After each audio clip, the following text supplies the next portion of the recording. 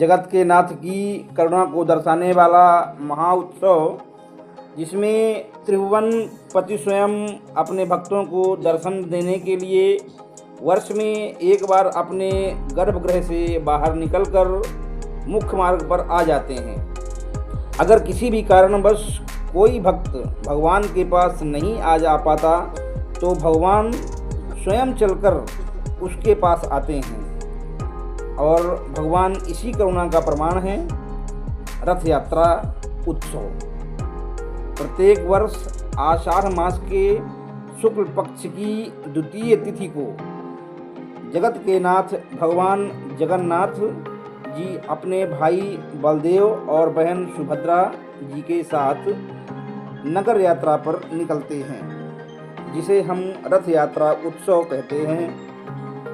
और इस समय में वे अपने भक्तों को दर्शन देने के लिए अपने गर्भगृह से बाहर आकर मुख्य मार्ग पर आ जाते हैं। जगन्नाथपुरी मंदिर में कुछ लोगों का प्रवेश वर्जित किया गया है, लेकिन ऐसे लोग भी इस रथ यात्रा के दिन भगवान जगन्नाथ जी के दर्शन कर सकते हैं।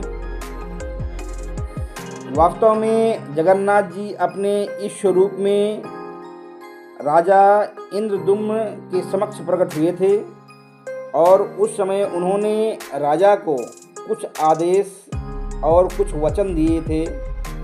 जिस दिन जगन्नाथ जी राजा के समक्ष प्रकट हुए थे वह दिन था ज्येष्ठ पूर्णिमा। इस दिन जगन्नाथ जी ने राजा को यह भी आदेश दिया था कि इस दिन उनका महाअभिषेक करवाया जाए और इसीलिए जगन्नाथ जी के जन्मदिन के उपलक्ष्य में प्रत्येक वर्ष स्नान यात्रा उत्सव मनाया जाता है। इस दिन सर्व तीर्थम कुएं से 108 सुवर्ण के घड़े भरकर जल लाया गया और जगन्नाथ जी, बलदेव जी और सुभद्रा मैया का महास्नान यानी कि स्नान यात्रा संपन्न करवाया गया। वो प्रथा आज भी चल रही है। इस दिन जगन्नाथ जी को एक विशेष गजबेल भी पहनाया जाता है।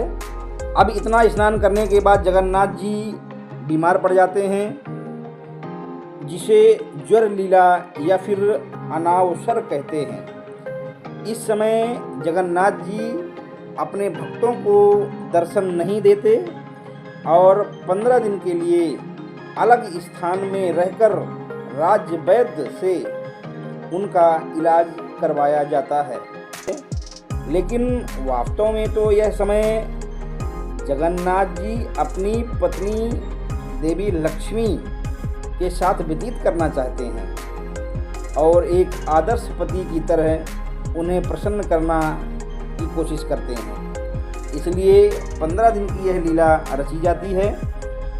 अब 15 दिन बीत चुके हैं, तीनों भाई बहन स्वस्थ हो चुके हैं। एक दिन संध्या के समय सुभद्रा जी और जगन्नाथ जी बैठे थे और आपस में चर्चा कर रहे थे।